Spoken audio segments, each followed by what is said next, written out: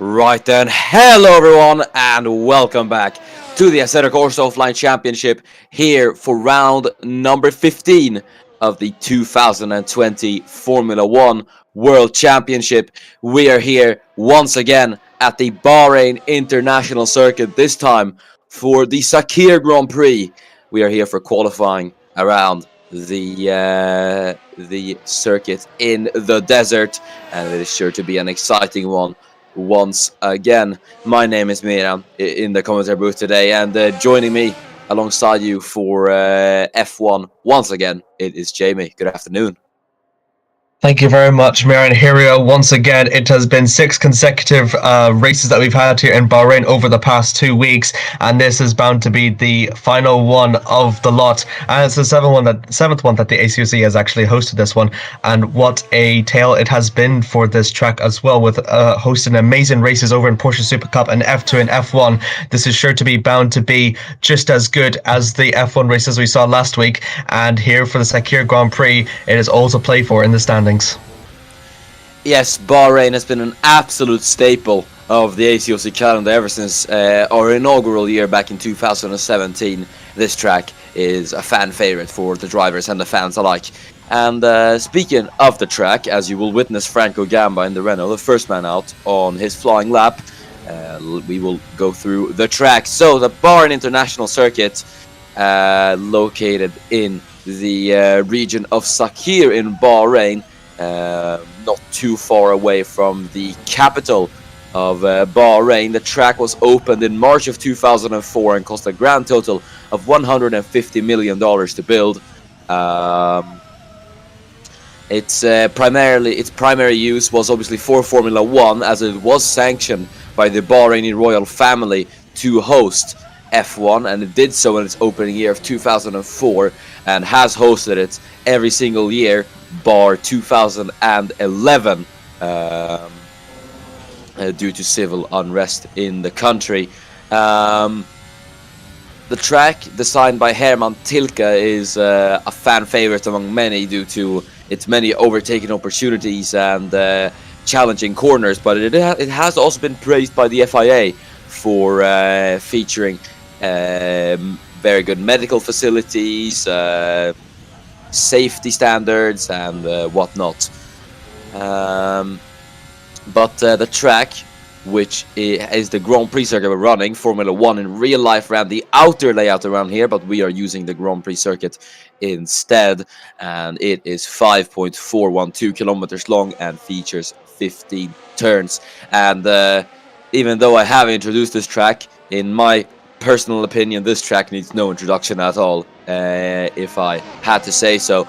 It is a track that we all love. It's one of my absolute favorite tracks in the motorsporting world. It's got basically everything you can ask for in a racing track, with a bunch of overtaking zones, elevation, challenging corners, flowing corners. It's got it all, and I do really think it is quite the fantastic track.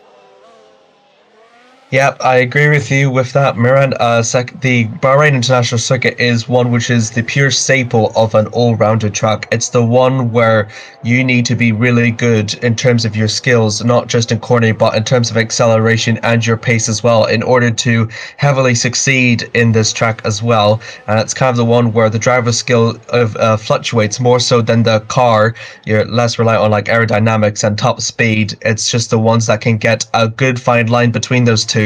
And the driving style as well will definitely make sure that you have success at this track. And by far, Bahrain is probably one of the best examples of an all-round track done right. You know, from like Monza and then Monaco and Silverstone, which have like different characteristics which are favors one than the other. Bahrain is one of the fine examples that is actually really, really balanced, and it proves that this is why it's one of the best tracks in the world.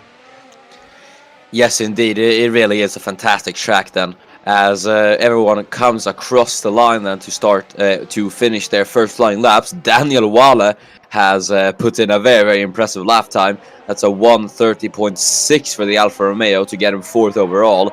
But as everyone set their first laps, Alfred Klaus is fastest at the moment from Dennis Groff, making a Red Bull 1-2. That's quite the rare sight in Q1 here. And your bottom 5 will be Victor Albom, followed by Emilia Konishina, Jafari Blackwood, Josef Federic Sciuto, and Giulia Cesetti. So not... we talked about it being an unusual sight up at the top, but I wouldn't say it is in the bottom 5 at the moment.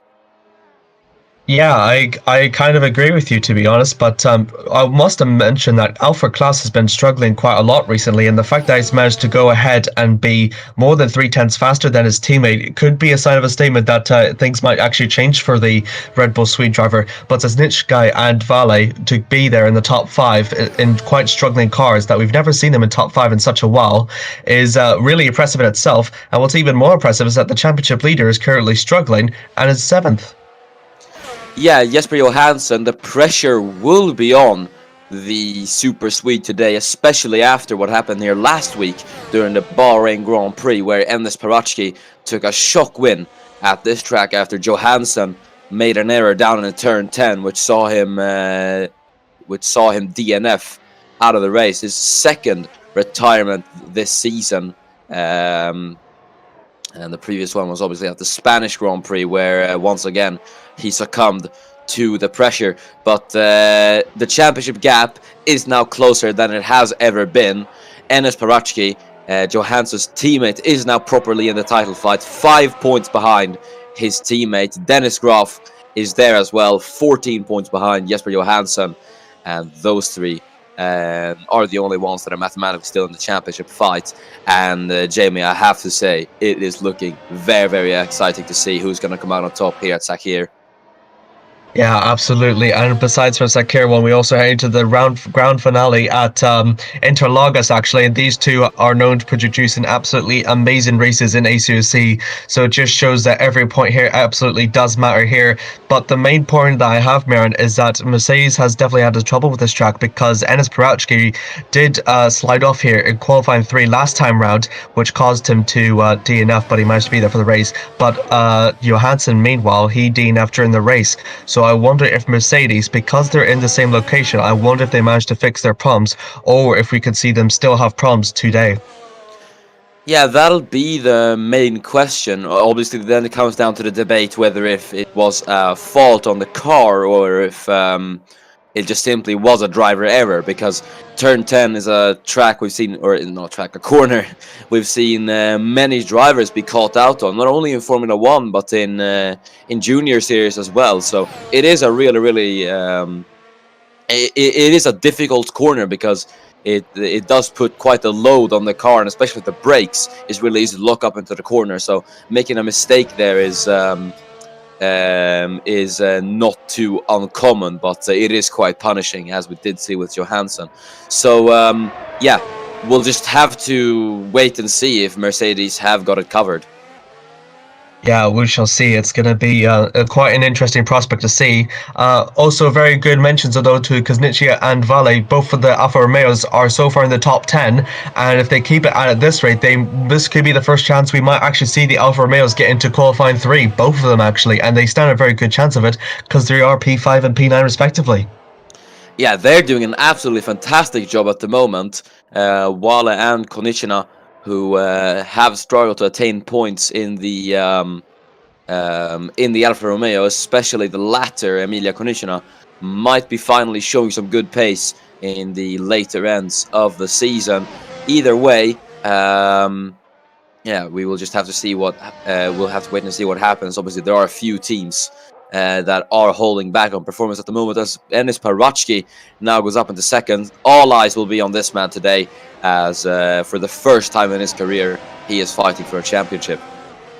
Yeah, absolutely. His whole graph, I think, is holding him back. Tresnia improves and gets himself up into 6th, which we'll get into the Racing Point 6th and 7th at the moment.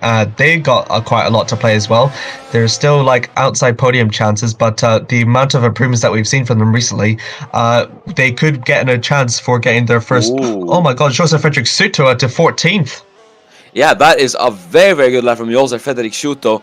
I was about to mention that he was sitting there in P16, so he might have had a good shot of getting himself out of the elimination zone, and he actually has.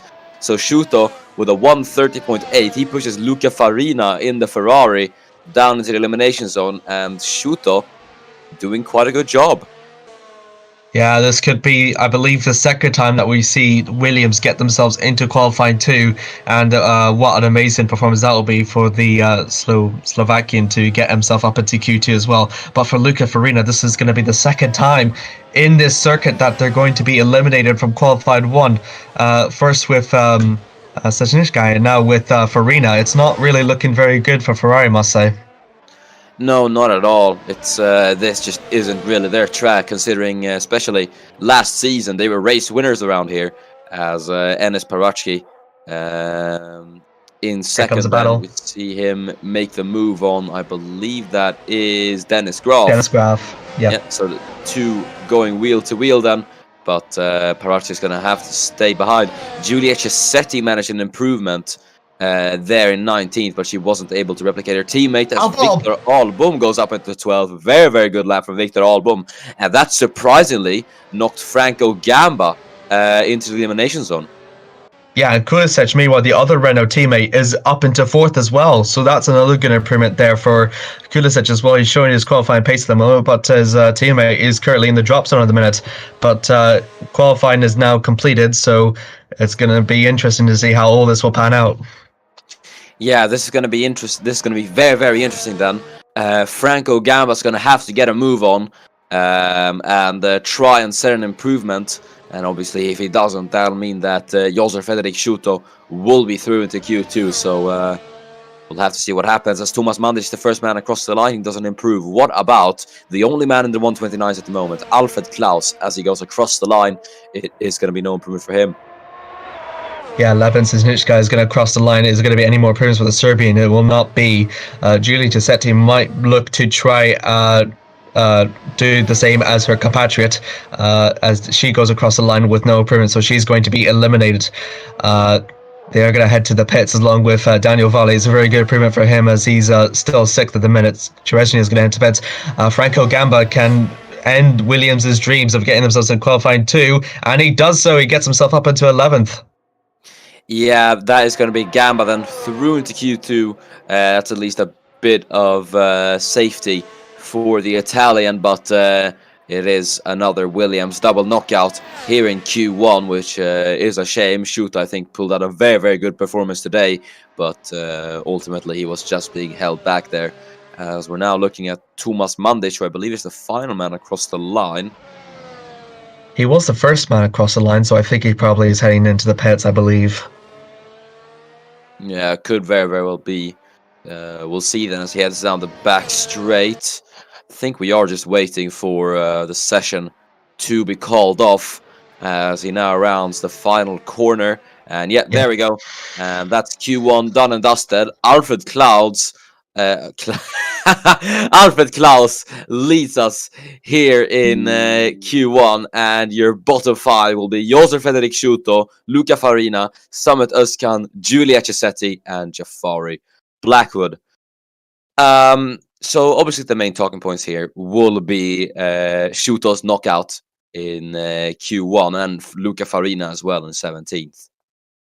Yeah, usually whenever Ferrari get knocked out in qualifying one, they're like on the grips of getting themselves to qualifying two. So the fact that Luca Farina is actually in 17th and not in 16th is actually very, very big worries for Ferrari actually in that matter. And it's I'm sure Luca will be very disappointed in that as well. But Josef Frederick Suter though has absolutely did really well to get himself up into as high as P14 in such a poor car such as Williams. But unfortunately for him, Gamba and Albon managed to improve themselves in much better cars to get himself eliminated. But Albon, meanwhile, he got himself up into P13 and he could follow his teammate Jafari Blackwood in another good qualifying performance here. And maybe he might get himself into Q3, which Jafari Blackwood hasn't done in the previous qualifying session. Yeah, we'll see what Victor Album's going to be able to do then in Q2. It's been quite a while since he's had a Q3 appearance. But yeah, Ferrari will be laying all their hope on Laban Zasnishkai, so we'll see what he will be able to do as well. One Alpha Tauri knocked out as well, Summit Özkan there in the elimination zone. Bit of a surprise considering both Alpha Tauris usually are strong in qualifying, but yeah, we'll have to see what happens. Yeah, they've to be honest, they have kind of dropped down the pace a bit ever since the upgrades have managed to happen, because the midfield is so close together that it's kind of hard for them to be amidst of the pack, because they are a bit like a little less powerful in comparison to Renault, Racing Point, McLaren, Ferrari, etc. So that it's kind of a reason why they have been eliminated from Q1 actually quite often, frequently, which is quite funny, because in the first half they were actually getting themselves nearly both of the cars into Q3 actually.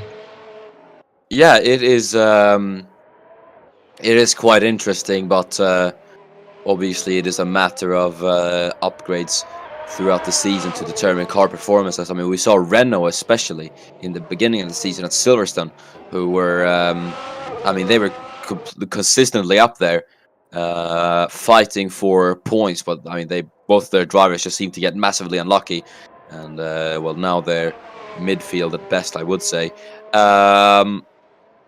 Either way, we're looking at Victor Album then, who is on his outlap then, the man who has represented Haas since he joined Formula 1 all the way back in 2017.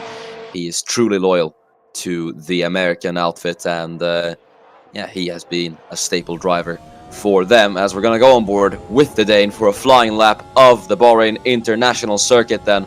So, as you head down the straight then, prime overtaking opportunity then as you head down the start finish straight, DRS enabled as you head down into turn number 1 then, into the very sharp right hander, and then it opens up as you head through turn 2 and 3, second DRS zone then, as you can really carry battles here down into turn number 4, second best overtaking opportunity, I would say.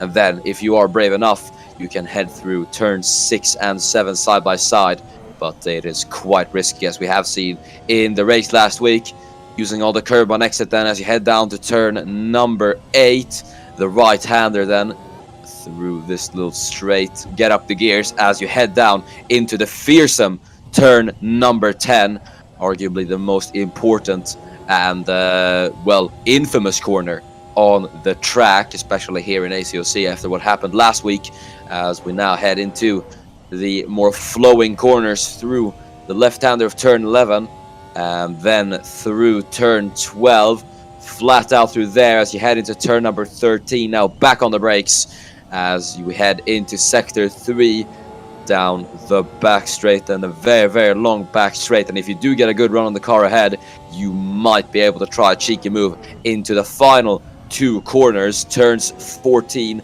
and then 50. You want to maximize your exit through here, as you will then complete the lap as you go down the start finish straight and across the line for Victor Album. It's a 131.3. It's an okay lap for the Dane. That is a lap of the Bahrain International Circuit. Pretty good staple for him. He's faster than Nielsen by quite a margin, actually, 5/10, which is really surprising, actually. So Albon was actually doing quite good. Now he's probably going for another lap. Vale as well, only 1/10 off of Albon. So Albon might have actually a good chance of getting himself into qualifying 3 if these two keep struggling. And Johansson finally proves himself. As soon as I say that, Parachki outdoes him as he cakes provisional at the moment by 30.5. Yeah, actually, it's a very good lap from Victor Albon. He's only 2/10 off Dennis Graf in the Red Bull. So, yeah, kudos to Victor for that lap, as Alfred Klaus now gets himself out of Dennis Graf by a 10th of a second. There's Wojciech Kulasek going up into 7th, Cherezhny across the line in 3rd, ahead of both Red Bulls. Very well done from Kai Cherezhny. McIntyre across the line then as well. Yeah, toss across the line, and he outdoes him by about 1/10 faster than McIntyre, actually. So McLaren might have a good chance of getting both of them into Q3 once again. But I must say, Victor Albon with the 31.3, he has a really good chance, actually. Yeah, it could definitely be the Q3 appearance that Haas needs. here at Sakhir as Mandic goes across the line. It's P11 only for Tomas Mandic, as he can't join his teammate Chereshny in the top 10, and he is now in the elimination zone, as there's one car yet to go across the line. Not quite sure that is. Oh, there we go. It's Laban Zasnishkai, and he will be P8, so he is in the top 10 at the moment, and that is all the provisional 15 times on the board. Then Ennis Parachki currently leads Jesper Johansson, with your bottom 5 being Kulasek, followed by Mandic, Nilsson, Konishina, and Gamba. Now, the big question here, Jamie, is what is happening to Franco Gamba? It's quite interesting that you mention it, because he's not really that bad of a qualifier, to be honest, as we've seen him this season. So I wonder if it is the case of just he's not quite used to the upgrades. Oh no, there it is. He's got himself up to 7th. Commentators, nice, ladies and gentlemen. McIntyre will follow him, and he gets himself into 10th, and that will displace Tost. So the McLarens are in the battle to see who get themselves into qualifying 3, and Tost improves that by getting himself up into 6th. Yeah, now it's looking better for McLaren, but Tost with that lap actually knocks his teammate McIntyre into the elimination zone. But yeah, Franco Gamba has gotten himself into the top 10 then, so we could have a double Renault Q3 if Kulasek decides to improve. We'll see what he is going to be able to pull out then. But Tost looking good at the moment. There's Mandic across the line, and finally the Croatian is able to get himself into the top 10, about 7 thousandths off Victor Ahlbom in 7th. It could happen for Victor here. Yeah, I really am, because he's actually going out for a second run as well, so he's bound to make another improvement, I think, for the Haas driver. So yeah, he could actually get himself into qualifying 3, and what a fanfare that'll be. Konichi is going to head into the pits, and I'm not sure if she'll have any time to make any more improvements. So it's quite sad, because we thought that the Alfa Romeos would probably get themselves up into qualifying 3, but Vale's currently the only one in that tipping point at the moment, and he's only there by such a fraction. Klaus does improve, but it's still 4th. But Graf, meanwhile, he's 1/10 slower than his teammate, and the fact that he's leading the charge for Red Bull in terms of the title fight, it's quite bad for the German, I must say. Yeah, at the moment, we'll have to see what he's going to do, as McIntyre now goes up into 5th. That knocks Daniel Wale out of the top 10. Tost is going to begin his lap. But yeah, it'll be interesting to see what the likes of Zasnishkai, Wale, and then Kulasek will be able to do, as that is one of the Alfa Romeos coming out. I believe that was Wale, I think. Yeah, it was. Daniel Wale. Well, he's only on his out lap, so he won't have too much pressure, but he's actually going to try to get past the McLaren here into turn number 4, and this is going to be a bit of sabotage for the pole and the McLaren, as Tost will have his lap potentially ruined by that.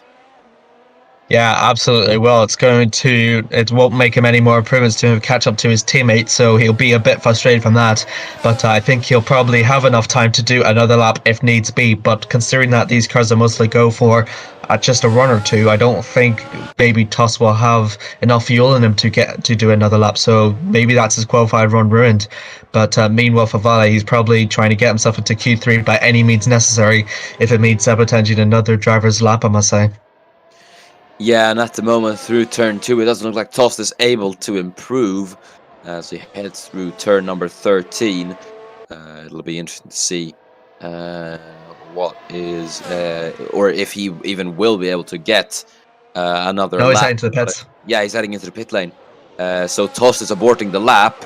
Fair enough to him, but that is going to give Daniel Wale free air to be able to push on his lap, so he'll be lucky for that.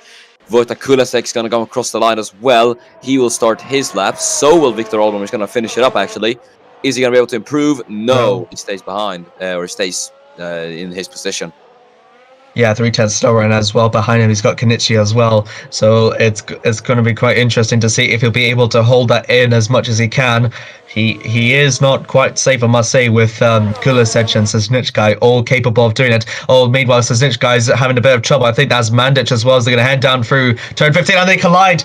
Miran. Oh, that is not going to be nice. And Laban coming in then. That's going to be the Ferrari knocked out in Q2.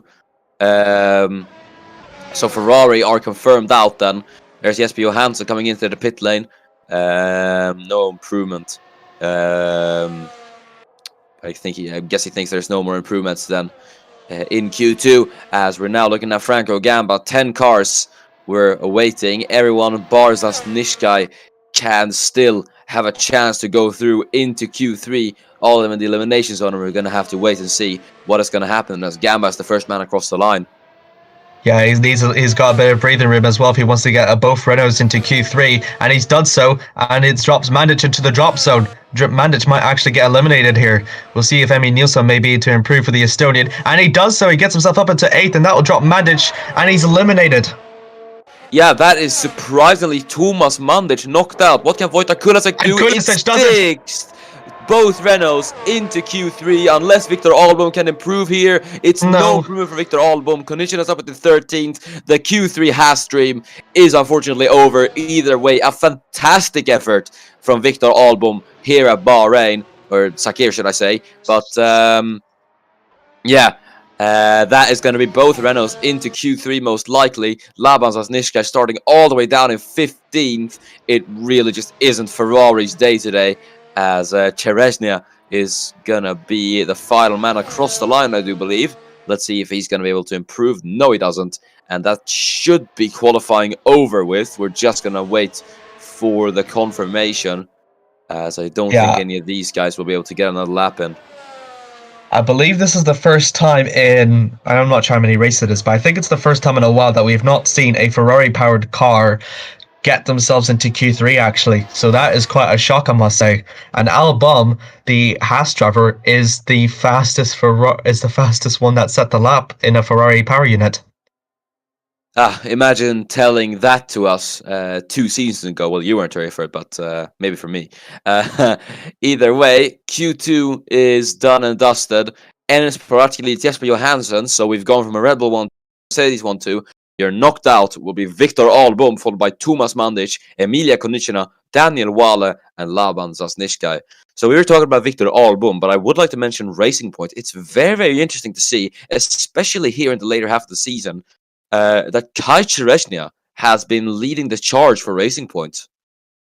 Yeah, he has. I think Mandic has kind of dropped the ball pretty much halfway through the season, I must say, after his consecutive podium. It's now Kai Chereznia leading the charge, and he's doing really well to lead it as well. He's always in a podium contention, and I think he is bound to get his second podium chance sooner rather than later. He's got on the past 3 races, had 2 4th-place finishes, so I think he is definitely aiming for 3rd place, and that pace definitely shows that he's more than capable of doing it. It's just a matter of luck is on his side or not for this race.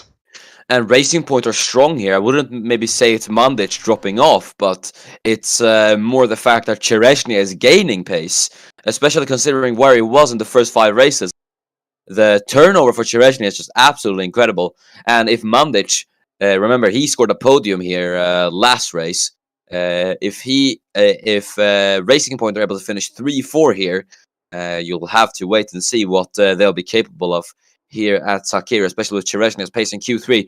But we are here now. This is the real deal, ladies and gentlemen. 3rd and final stage of qualifying.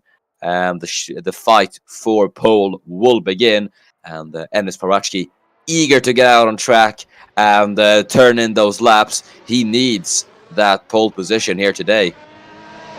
He definitely does. He's currently the only viable challenger as it stands to challenge Jesper for the lead of the championship as well. Grafs just has seemingly fallen off ever since a couple of races ago, and it currently still stands the way it does at the moment. He did finish in P2 last time round, so one of them might be a bit of salvation for him eventually, but time will tell. Time will tell. He just needs to outdo Enes Paratsky, who's currently having one of the greatest forms in his life at the moment, racing career. So it's going to be interesting to see how Enes Paratsky and Dennis Graf will respond to Jesper, I must say. Yeah, it is going to be really, really interesting to see, obviously, what is going to happen. Paratsky, the pressure will be on for him today to perform, and the question is if he will crack under pressure today, or if he is going to be able to deliver the performances. Johansson can obviously mathematically win the title here at Sakhir, but well, considering he only has a 5-point advantage over his teammate at the moment, it is looking unlikely.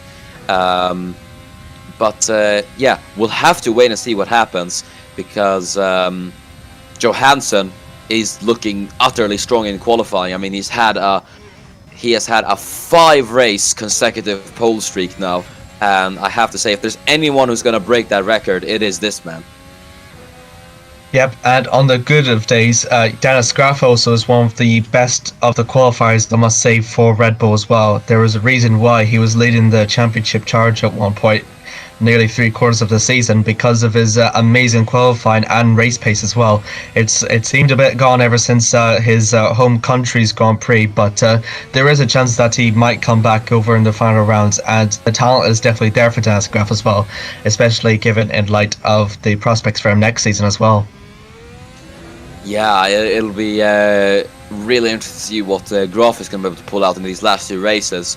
It's incredible to think that he hasn't had a pole position since Hungary this season, which is crazy to think about. And I mean, the sheer consistency from that man is it's just incredible. But the pace that Mercedes have been showing, especially since I'd say Spa in Italy, is just incredible, and I don't really think Red Bull are able to be up to spec with the Silver Arrows. We shall see, we shall see. Enes Pratchett currently sets a stable time. It's the pinpoint time for him of a 1:30.155. I think in order to really guarantee a pole position performance, it definitely has to be a sub 1:30. So it's a quite good start for Pratchett at least. He's only 1/10 off for breaking that barrier. Dennis Graf falls behind him, and he's struggling with 3/10 slower than Pratchett. Yeah, that is quite interesting. Parachki, I have to say, it looks to be a very good lap for the Macedonia. With a 1:30.1, considering Dennis Graf is a whopping 3/10 off. It'll be interesting to see how Jesper Johansson can respond to that lap. Yeah, Amy Nilsson, meanwhile, follows behind McIntyre with a 1:30.7. He's a Atari driver. It's quite good to get that equipment up there. Chereshnia, meanwhile, he's a bit off. He's just 1/10 off of Graf, but it's still a very good attempt there for the Racing Point driver, I must say. Could still get a podium, and it's still up for grabs. And Johansson, 1,000th off of Ennis. It doesn't get closer than this, ladies and gentlemen. Enis Parachki leads his teammate and now championship rival by 1,000th of a second here in qualifying. I don't think we've ever had this close of a fight for pole position, but it is going to be interesting, as we have just under 3 minutes to go. There's Fernando Tost across the line, P4 for the McLaren. That's a great lap from Tost. Yeah, he's actually split the 2 Red Bulls, so Graf really is in trouble then if he's not going to actually improve anymore. And I'm a bit worried about for Graf, because he's not been very good at qualifying so far. He's kind of a bit lackluster in comparison to his teammate, let alone Mercedes. Is there going to be any more improvement from him? It is, but it's not quite enough. He's still in P5. It's looking dire for Red Bull at the moment, considering especially Klaus is leading Graf. That's not what Red Bull need at the moment. So they'll just have to hope for the best. Johansson just needs to find a tiny bit more of pace to be able to get past Parachki and take pole away. Will it be the 6th pole coming in? Jesper Johansson's coming in. Is it going to be the pole for Parachki here today? I wonder, as Johansson has come into the pit lane. He's aborted his lap, and I don't think he's coming out again, Jamie. No, he's not. Alfred Klaus has not improved quite yet. He's had a bit of a mare at the last corner, though. But yeah, for Johansson, he's heading to the pits. He doesn't have enough time to complete another run, and that means that Parachki will be the fastest of the Mercedes then. That is incredible, I have to say. Johansson's 5-race pole streak will finally be broken here at Sakhir, as it will now be between Enis Parachki in the Mercedes and the 2 Red Bulls. We'll have to see what is going to happen then, as Graf now heads down into the final corner. As he heads to turn 14 and 15, a Red Bull will be relying on the hope of this man today, as as he goes across the line. No No, improvement for Dennis Graf.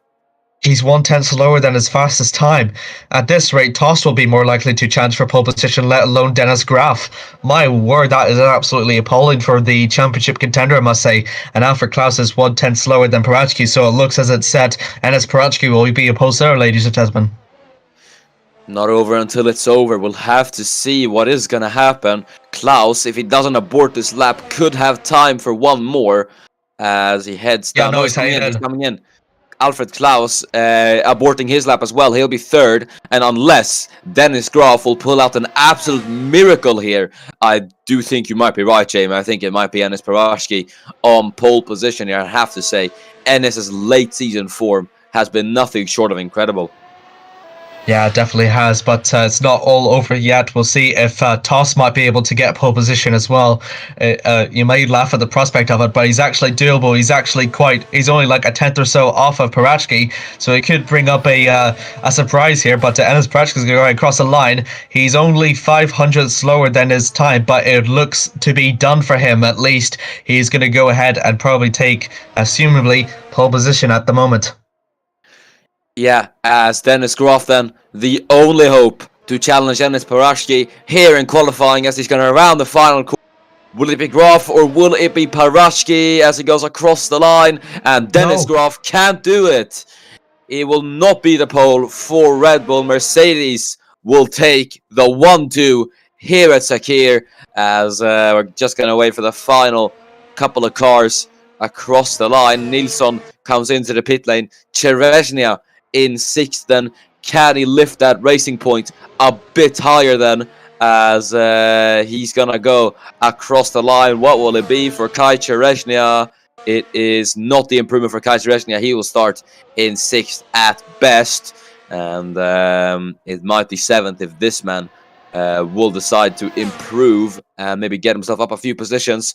He's only about 300s off Cherezhnia in the racing point as Kulasek is gonna go across the line. Can Wojtek Kulasek get an improvement? He's gonna be the final man across, and it is no improvement for Wojtek Kulasek. The Renault driver from the Czech Republic will stay in P7. And where is the confirmation? I think that's all the cars across the line. I don't think we're waiting for anyone else.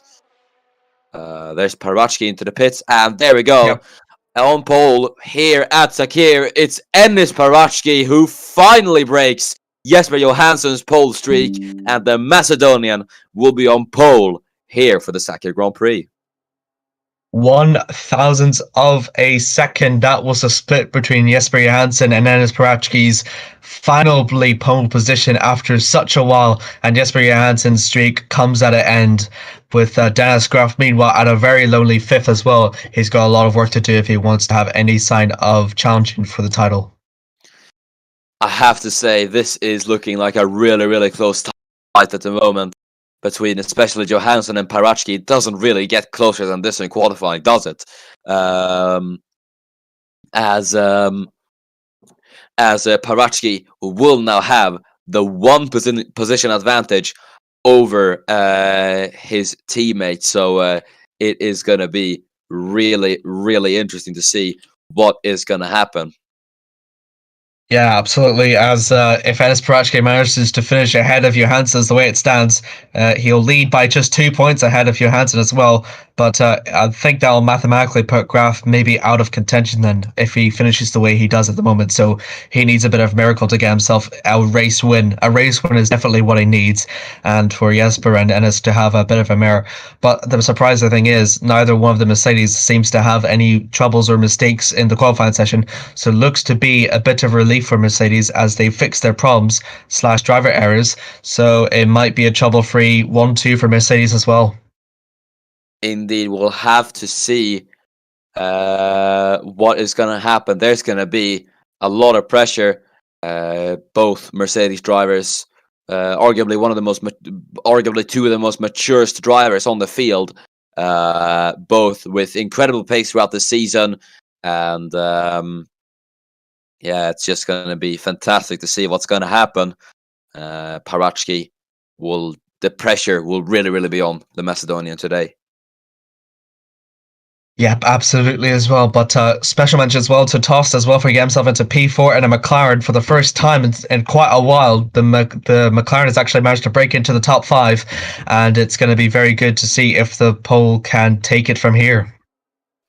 Yes, as we're now here then on the starting grid before lights out here at Sakhir, and it will be Enis Parachki on pole position by 1,000th of a second ahead of his teammate Jesper Johansson in second to make it an all-Mercedes front row. Alfred Klaus will start in third as the leading Red Bull today. Fernando Tost will take a brilliant P4 in qualifying. Let's see what the McLaren driver is going to be able to do today. As Dennis Graf will start in P5, a lot to do for the Red Bull as Kai Terezhnia will start in P6. P7 is Wojtek Kulasek, as 8th will be Lewis McIntyre.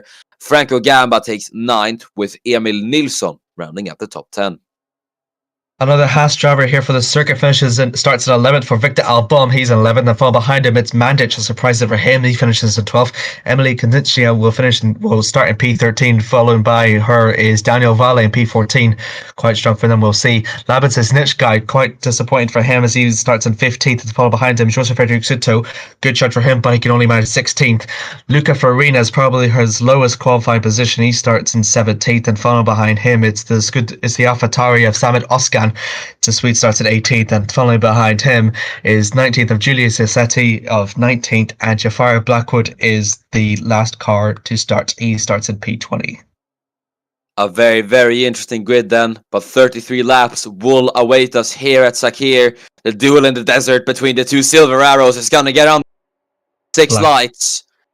And we're underway here at Sakhir. Good start for Enis Parachki. Not as much for Jesper Johansson, as he might get mugged into turn number 1. Klaus immediately there on the outside. Tost is on the inside. It's 3 wide into turn number 1. And Tost is gone round. He's got spin. That's great. Oh my word. Dennis Graf is up into P3, and that's really bad for Johansson. I think it might be a red flag, though. There's too many cars involved. Unless we're going to continue. I'm not sure. Are we going to continue? Joseph Frederick Suto is quite slow, but he's actually speeding up. I think we're gonna continue, and yes, it will be Johansson will get tagged by Fernando Tost as the Swede has gone down to P5, and that's Kondichina around. And that's the Polish driver. I think she's out as well. But let's see what happened here at the start. Oh my goodness, I wasn't really aware of what was gonna happen. But this is Kondichina. He got spin. Oh my word. Yeah, tagged by the McLaren and the AlphaTauri. This is Fernando and Tost. I wonder if Tost both spot. No, that was McIntyre and Nielsen that spun Kondichia. But meanwhile, here we go with Tost. He's going to be side by side with Johansson, and that is Graf to the other side as well. There's 3 does not go into 1.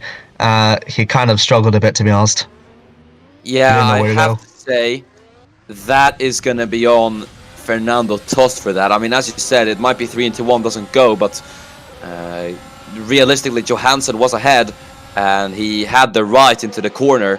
So it should have been. So it should have been Fernando. Shouldn't have gone for it, but that's going to bring him down to P5. That is going to be absolute. Yes. This is doing wonders for Graf, I must say, because he's into P3, so he still has a very good chance of in the championship fight as well. He needs to finish ahead of Johansson, and he's just on that. Yeah, there's Tost fighting with Victor Albom, who's had a fantastic start. He's up into P6 then, as they head into turn number 13. Albom is there on the inside line as the two go wheel to wheel, as Tost is going to have the better run on the Dane, heading down into the final corner. Who is going to get this then, as we head into turn 14 and then 15. Albom's there on the inside line. Tost goes the long way around, and he will get the Dane as we head down the start-finish straight. Yeah, not quite used to DRS section as well. Album is a bit challenging by Kulisec. Now it's going to head down for the first turn. Kulisec will have the inside line, which should have do favours for Album. And maybe Mandic might join in for this fight as well. He's trying to climb up the field though.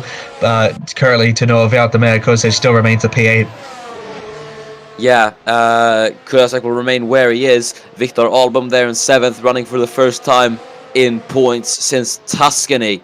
all the way back in round 8. Kulasek though goes for it on the inside, but that's not going to work for the Czech driver.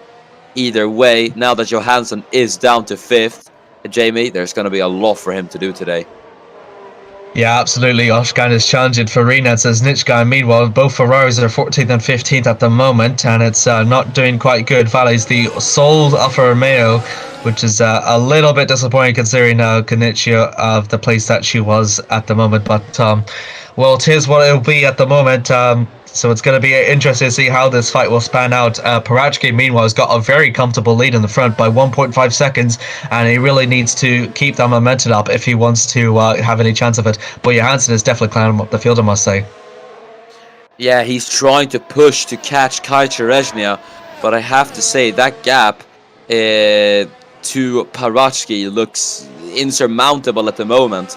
So it's going to be very, very interesting to see what's going to happen. But he does hit the fast lap of the race. Then on lap 3, as the championship stands at the moment, Ennis Parachki will take the lead of the championship by 10 points from Jesper Johansson. Currently does at the moment. Johansson is just definitely needs to keep the charge up the field, but he's got the advantage of the DRS now on this lap now. And meanwhile in the back there, that is Luca Farina trying to make Saznichka making a move on Oshkan as they're going to head down for the first turn as Oshkan squeezes Saznichka out though, and he tries to maintain P15 at the moment. Saznichka is still on the attack. Yeah, Laban will stay where he is. Not a good day for Ferrari at the moment, but yeah, both Renault are in the points at the moment. Kulasek in 8th with Gamba in P10, as it's going to be interesting to see what's going to happen then as Kulasek chasing down Victor Albom for 7th. At the moment though, he isn't able to get ahead, though he has the power of the DRS now that we are on lap 3. Having a look inside into turn number 11, but the man from the Czech Republic has to stay behind. Good attack for him down to turn 11 though. It does show that he is really eager to get past Albon, but not too much to the extent though. Johansson will definitely have the benefit of the DRS heading down through turns 14 and 15 for him, and unfortunately for Kai Cherezhnia, there's only so much that he can do. The Mercedes is just so superior in regards to straight line speed, and Alfred Klaus actually just sets the fastest lap with a 33.2. That could be another spanner in the works for Mercedes here today, as Johansson is going to defend the outside, and he actually does get ahead. There's Kulasek with the DRS, who gets past Victor Albom, so Vojta is finally up into 7th, and that's going to be a position down for the Haas driver, who's running in the points. Then Tomas Mandic wants to be next to try and get past, but Johansson, that is one car now, and 4 to go. There is Shuto fighting with Jafari Blackwood. Yeah, I think they nearly touched. Both of them are going to have the benefit of the DRS. They're going to fight for the wooden spoon, as most of the case in the Bahrain Grand Prix.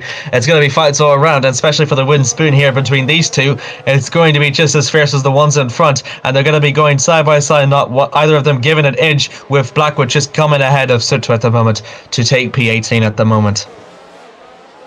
Yeah, and that'll see Jafari hold 18th then for the time being, as we're looking at the midfield again then. The battle for 8th between Victor Albom, Tomas Mandic, and then Franco Gamba, all in this pack. Yeah, only 0.4 separating between these two drivers at the moment, but Albom is kind of suffering due to the car performance that he's had, and he's holding on to P8 for his life. It's kind of similar to Jafari Blackwood actually, when he was holding on to P9 for his life in the last race here in Bahrain. So it's very interesting to see both Haas drivers make very good of their defense at the moment, but so much he can do, as Mandic is going to use the DRS now, and it's going to use that advantage of the speed to go ahead and make use and overtake Albom. Albom's going to try and look down for the inside line, now down into turn 1. He better make sure it's quite safe, because he needs to defend that P9 for Gamba, as he's going to have to try and look down through turn 2, and it's not quite at the moment there for Gamba. Albom still holds on to P9 at the moment. Yeah, so he's going to have to hold on then. Here comes Gamba, then back to the inside of Victor Albom, as the two are going to go wheel to wheel, heading through the chicane. Gamba's there on the inside. It goes over the curb a bit though, and that won't do the Italian any favors, as he's now got Emil Nilsson, the Estonian, for company. Yeah, he does. I mean, Nielsen has kind of dropped. He did start in P10, but he's kind of dropped ever since that first last incident. But he's sure to make groundwork at the minute. But I must say, Graf is quite struggling because it's now nearly 3 seconds between himself and his teammate now, and it's actually quite worrisome for the German, I must say. Yeah, it's not looking good at the moment. As Johansson, I have to say, he's looking good on pace. He's not here to finish fourth, obviously, as he's now within a second of Dennis Graf, who himself has 3 seconds to his teammate Alfred Klaus in second. Yeah, we'll see about that. As that's tossed Oh, out. no! That's tossed out. That's at the final corner. What's happened to Fernando Tost? Yeah. Or is it the final corner? I think it is. But It might be a mechanical issue, I believe, because he's the only one involved. Oh, and I think the brakes just might have gone. Might have been a lockup, and he's gone in very, very deep. And that is going to be the McLaren driver out of the Sakhir Grand Prix. There is Nilsson then fighting Franco Gamba. Franco pushes him all the way into turn number 1 as we're going to head into turn 2. Then Nilsson on the outside as he's going to get the better run heading out of the corner with the DRS. He's going to go up and alongside the Renault once again into turn number 4. As he's there on the inside, the two are going to go wheel to wheel through the chicane. It should be Gamba who does get this as he's on the outside line, and Nilsson will have to stay back then. There once again, we're seeing the battle for P17 now between Josef Frederick Schuto and Jafari Blackwood. It's going to be Blackwood who does defend from Schuto. Yeah, absolutely. Really good fight between all those two drivers there from Suto and Tostin as well from Gamma Nilsson. I must say, Toss's DNF has actually managed to promote Giulia Cessetti into 11th. Yeah, Cessetti is doing well at the moment. Could it be? And she's climbing as well.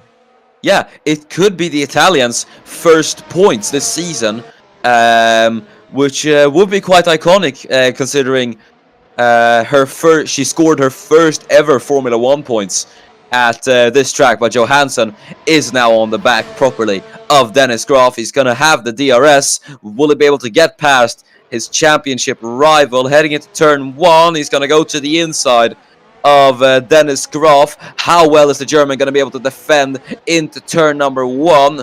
Quite well then, as we head out of turn number 3. DRS once again enabled for Jesper Johansson heading into turn number 4. He's got quite the overlap, and before the corner, Johansson is through and back up into the podium. Yeah, that's Gamba and Albon. There had a really quite a tussle heading down into turn 1 at the minute, and that's Giulia Cessetti making a move on Emmy Nielsen in the background there, and they're going to go side by side now. Not one of them either giving an inch once again as they're going to head down for turns 5 and turn 6 of the S's, and Giulia Cessetti tries to have a look down for the inside of Nielsen, which Nielsen closes the door on her, and Nielsen currently holds down as a P10. I must say, between Gamba, Albon, Nielsen, Cessetti, quite a fierce fight between these two as Blackwood and Wale have another fearsome fight. Sorry, Blackwood and Suto, my apologies, have another fearsome fight with Blackwood coming up on top once again. Have to say, it's good to see that Cessetti's enjoying herself at the moment, fighting points. Josef Frederick Schuto, you can't say much of the same, as he is down there in 18th, as Johansson struggling to pull away a bit from Dennis Graf, as Graf is kind of pulling himself along with Jesper using the DRS, as Victor Albom still on the back of Franco Gamba after their battle. Cessetti still trying to fight her way past Emil Nilsson. Yeah, she is. She's not making any moves down to turn 15 and 16 in a minute, just getting out of the slipstream just a bit, just so that she can maximise the use of the DRS now as they head down through the final corner now, and she's got the benefit of the DRS now, along with a couple of other fights as well going in the background as well. It's really fierce. She's now going to head down for the inside line. It depends whether if she has enough speed to make it work. Not sure if she quite does, as Nielsen blocks the door once again on her, heads down for turn 3 and turn 3 now, and she'll have another use of the DRS section now. Suto and Blackwood change position, so Snitchka and Valley, but she's going to go out and use the DRS to her full advantage, heads down for turn 4 with enough speed, and she's just ahead of Nilsson, which I think might make it work. Yeah, that's going to be Nilsson on the inside, but he can't do it, and Giulia Cessetti in the Williams will be in the points, as she's now gotten P10. That's going to be 1 championship point for the Italian this season if things finish as is, but it is on a lap 8 of 33, so anything can still happen. As we look at the battle for P6 then between Kulasek and Mandic, the 2 former teammates might go wheel to wheel then for 6th place in this race. Yeah, Mandic just looking to follow Tereshnia to get a P5 and 6 for him. The man that started all the way down in P12 is actually doing really good in terms of his performance at the minute, and he's going to keep on climbing, maybe make it a 5 position gain for him at the minute, and he's all over the back on Kulisic in order to make it happen. He's going to exit down through turn 15 now, and the use of the DRS now is going to be all to his advantage now without Kulisic's, and now he's going to use it, and it's probably going to be enough now as they head down for turn 1. He's way ahead of Kulisic now, and that will make it an easy overtake for Mandic. He gets himself finally into P6. Yeah, good stuff then from Thomas Mandic. That will be 6 for him, as we look at Özkan and Farina fighting each other very, very close.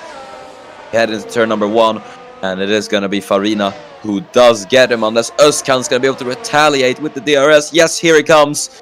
As we head into turn number 4 then, Özkan's there on the inside, as Farina is going to go the long way around then, as we head into the chicane. Who's going to get this done? And it will be Luca Farina, as he will get 13th ahead of Samet Özkan. Battling isn't over for the Ferraris though, as Wale is having a look on the inside of Laban Zasnishkai, but Laban will hold the position. Yeah, I must say, I'm really surprised with Laban because he's 6 seconds off of his team, 7 seconds off as his teammate, and they were very close to each other battling. So I wonder how he managed to lose a lot of that pace, I wonder, from the Serbian. Yeah, it is quite interesting what has happened, but either way, I have to say Ferrari are just looking dismal here at Bahrain, as Kulasek now is gonna try and chase down Thomas Mandic, as Johansson gets himself up into 3rd. The gap between the 2 teammates is 5 points.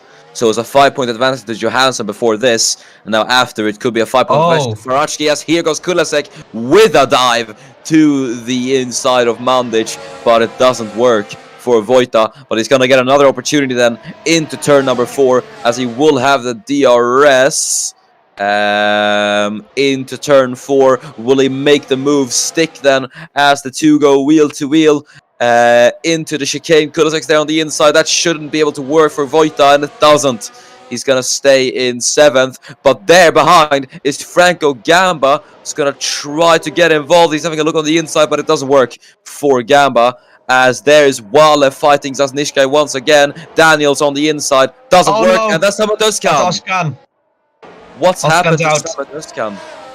Yeah, I think it looks to be maybe another one. Oh no, he's fighting Luca Farina, and is it going to be... Oh, he just loses it. He's so occupied with the fight with Farina that I think he might have forgot his breaking point and loses it. Yeah, hopefully he'll be able to join. Took too much curb. Yeah, he's back on the track. 18th, no damage to the car. That's a major setback for the Swede in the AlphaTauri, as Nilsson in the other AlphaTauri is trying to get his position back from Chisetti, as he had a look into turn number 11. Chisetti is now going to be on the defense from the Estonian. Yeah, the 2 Renaults on the exit of turn 13 at the minute, though. They're all quite close to each other now. What was meant to be a battle between Kulisec and Mandic might end up in a battle between Kulisec and Gamba at the minute.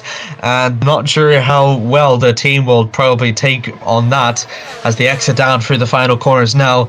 Hayne complete doing lap 10 out of 33 at the minute. Both of them with the advantage of DRS without Mandic. Will Kulisec make another move? He doesn't, so yeah, he's not quite close enough as they head down for turn 1. Oh. Yeah, that's Nilsson to the inside of Chisetti. Julia defends on the outside through turn number 1. And that should be the position temporarily.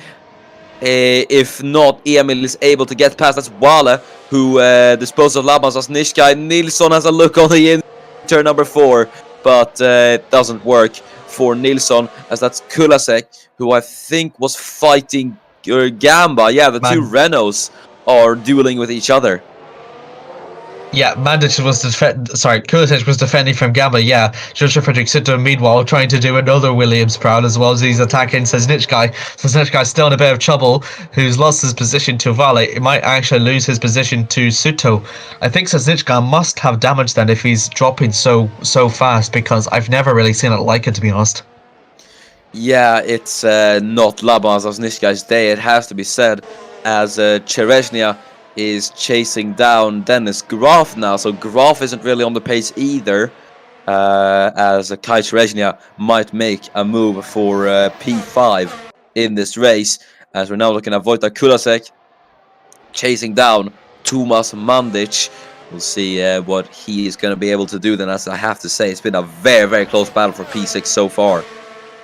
Yeah, and it'll soon become one for P9 as well, because Album is going to be tied into a fight between Nielsen and Sassetti, who they all have the DRS now, as they're going to head down for the first turn now. Nielsen, meanwhile, can he finally overdo it now? But Sassetti actually got the DRS from Album, actually, and that's going to use it to her advantage as they head down for the first turn, and Sassetti cuts Nielsen off, but she's close to Album, so I think it might work for her. Yeah, Chisetti got quite lucky there with the help of the DRS, as Blackwood is trying to get Josef Fredrik Schuto for P16, the two drivers fighting it out for what is now second to last in the, or not second to last, third to last in this race, as Asnishka was trying to have a look on Daniel Wale. The pace just isn't there for the Ferrari. Now, meanwhile, for the front, though, Cherezhnia has managed to catch up to Graf. It's actually going bad to worse for Graf. I'm not sure. I wonder if the first... I'm not sure how to say it, really, because it's quite really unorthodox for Graf to drop so fast. And meanwhile, there's Nielsen heading down for turn 14. That's going to allow Sassetti out wide, and that might allow a chance for the Estonian to finally overtake the Italian, and he does so. And they're going to head down for turn 13. He's going to track extend. He's going to track extend a little bit with a little bit dirty, and Sassetti pushes him off, and Sassetti finally gets into P10. What an amazing defense from her. That was beautiful from Giulia Chisetti in the Williams, and considering where that Alpha Tauri has been this season and where that Williams has been this season, this is amazing to see from the Italian, as Kulasek now gets past Tomas Mandic down the start-finish straight, as we're going to look at Tomas Mandic's teammate Kai Cherezhnia. Here he goes on none other than Dennis Graf, as the two are going to go wheel to wheel.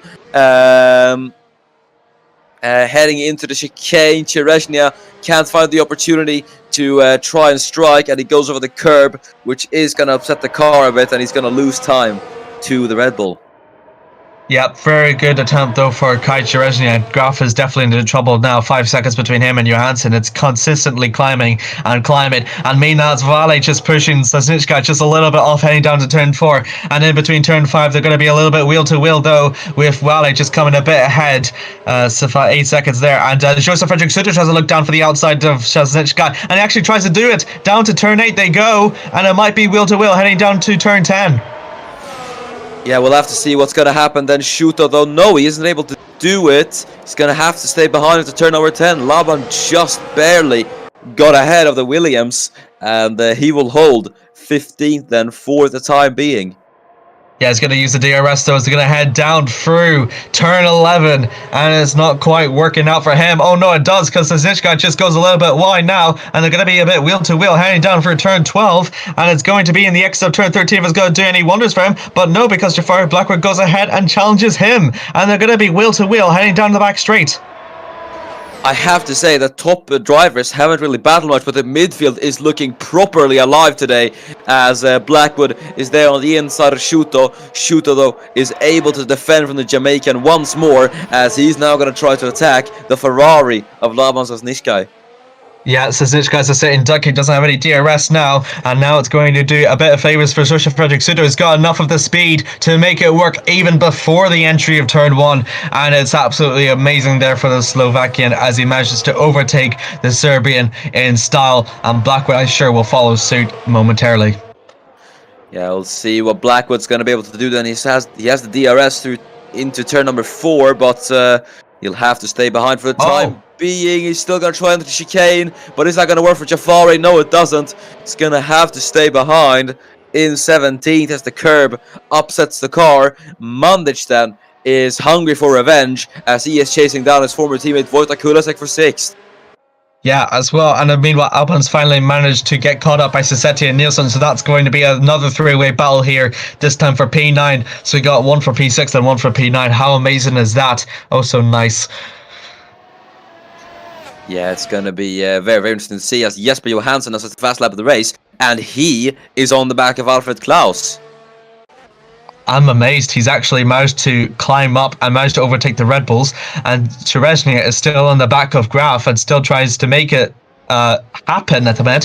Head down for turn 1 they go without any position changes. But meanwhile, this is the fight that I'm talking about here, and that is Mantic making a move inside of Kulisevich and doesn't quite work to avail at the minute, and Gamba will have a bit of advantages towards that. And meanwhile in the back, Albon, Sassetti and Nielsen currently still stay the way they are at the minute though. But both of these battles here for P6 and P9 is surely not to miss. Indeed, it's going to be very, very interesting to see then, as Nilsson is having a look on the inside of Chisetti, but yeah, no nonsense defending then from the Italian as Nilsson jumps over the curb. That's gonna not do any favors for him. Here comes Jesper Johansson though, down the paddock, start finish straight into turn 11. He gets it done before the corner even, and Jesper Johansson up into second, and now the true chase begins for the Super Swede. 3.9 seconds to Enes Parachki. Here we go. Yeah, currently the way it stands though, Parachki will still lead the Drivers' Championship at the minute, but Johansson, in the way that he's going at the minute, we could see probably one of the best recovery drives of the season, to be honest, if Johansson manages to pull off a win. Yeah, it's going to be very interesting to see what's going to happen. I have to say, this is an absolutely stunning recovery drive from Jesper Johansson. But on that previous lap, Parachki was actually lapping a tenth faster, albeit Johansson was in the dirty air of Alfred Klaus. And speaking of, he's going to try to get his position back from his fellow compatriot, but Johansson isn't having any of it. No, currently not, and Chereznia is still in the back of Graf. Graf is still struggling, 8 seconds between him and his teammate. What has happened to the German? And meanwhile, up in the front there, that is Sassetti and Nielsen still going wheel to wheel, and now Albon is now fully enticed now into the fight as Sassetti tries to have a look and move. It's now definitely a three-way battle for sure.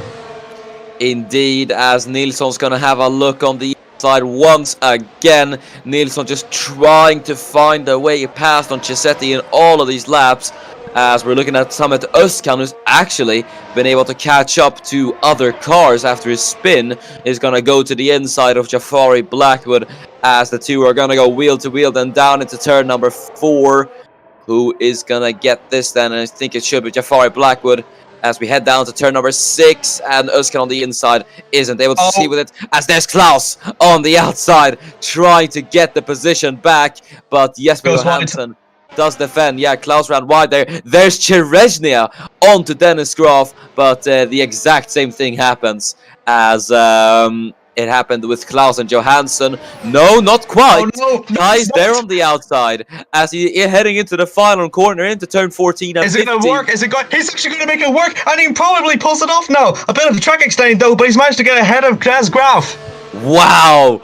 Bravo, Kai Chereznia gets the DRS as well to top it all off. Kai Chereznia overtakes Dennis Graf for P4. Great stuff from the Polish driver, proving what he is made of. As here comes Emil Nilsson then down the start finish straight then on Giulia Chisetti into turn number 1. He's there on the inside. Chisetti though defends the outside line as she always does, and it's gonna be Nilsson who stays in 11th. Chisetti though has been worrying about defense in these past laps. She might have to start focusing on the offense, because there up ahead, only 3 tenths up the road, is Victor Albom in the Haas.